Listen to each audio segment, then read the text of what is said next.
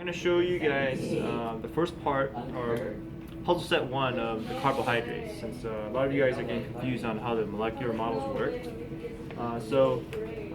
Step 5, okay, so step 5 in the procedure, you're going to get these pieces, hydrogen right here in the white, oxygen right here in the red, and another hydrogen piece right here in the white. So you'll see that the hydrogens and oxygens, they combine like this. So come this way and show, yeah, just like that. Okay, so these pieces right here, they're only balanced when none of the pegs are sticking out or none of these, all these holes are filled. Okay, so if it's like this, then this is balanced. This is actually water, or what we know as H2O, because there's 2 hydrogens, 2 H's, 1 oxygen. Okay, so this is the molecule that you want to sketch in your lab journal. Okay. Moving on to step number 16. Okay, so for step number 16, what you want to do is get this molecule right here. This is glucose. We're going to be making glucose, or a monosaccharide. Okay.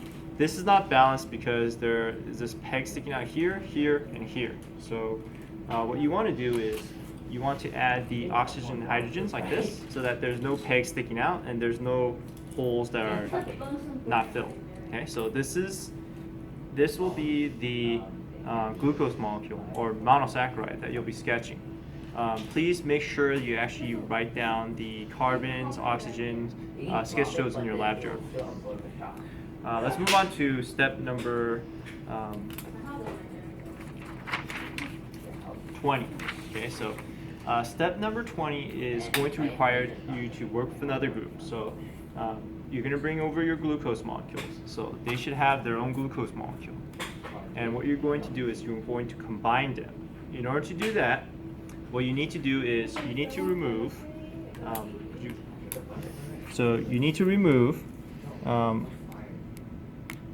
one oxygen, okay, hydrogen, and another hydrogen.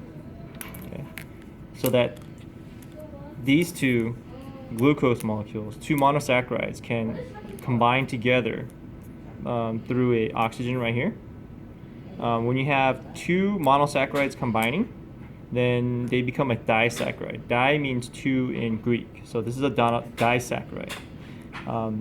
The process that creates disaccharides is called a dehydration synthesis. Dehydration because what comes out of 2 glucose molecules combining is 2 hydrogens and 1 oxygen. So again, if you have 2 glucose molecules like this, and we have to take out the oxygen and 2 hydrogens, okay, what's going to happen is 2 hydrogens and 1 oxygens make water. So water is a result of the dehydration synthesis, which creates a disaccharide. Okay. Let's move on to number 23.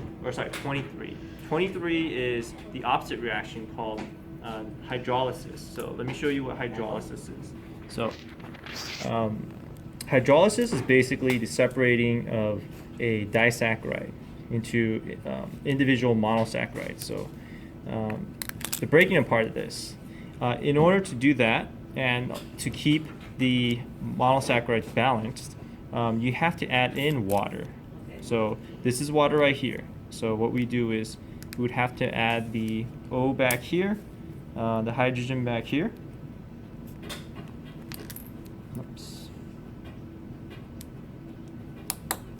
And another hydrogen back here. Okay, so this is called hydrolysis because it requires water. Hydro means water. And then lysis means to separate. So we separated the disaccharide. So this is the disaccharide. We separated this by adding water. So that's what hydrolysis is. Okay.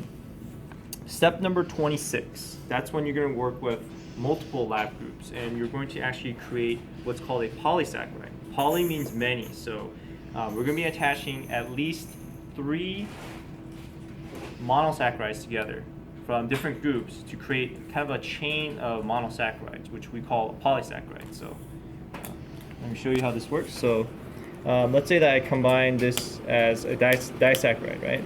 Another monosaccharide is going to combine with one of these ends and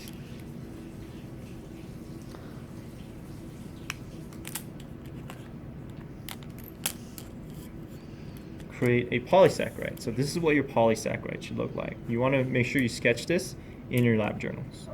Okay. All right, thank you.